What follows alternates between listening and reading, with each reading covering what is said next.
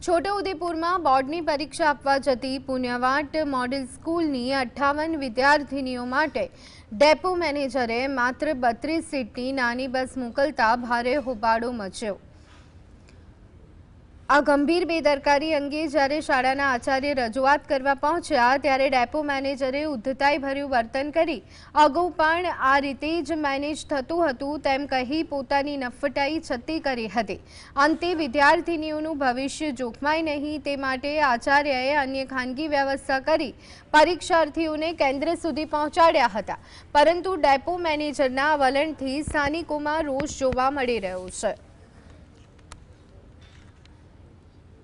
કે ભાઈ હમણાં ગાડી બદલી આપીએ પણ અમારા આયોજનના ભાગરૂપે અમે જે કર્યું હતું કે ભાઈ આમાં મેનેજ થઈ જશે તો એવી રીતે આયોજન કર્યું હતું। જે રૂટ પર જે બસ જતી હતી પહેલેથી એ બસ અમે આયોજનમાં લીધી હતી। હવે એમની રજૂઆતને ધ્યાનમાં આવી છે તો હવે રજૂઆતને ધ્યાનમાં લઈ ને બસ બદલી કરી જો શક્ય હશે તો અમે એનું જે નિરાકરણ લાવી દઈશું।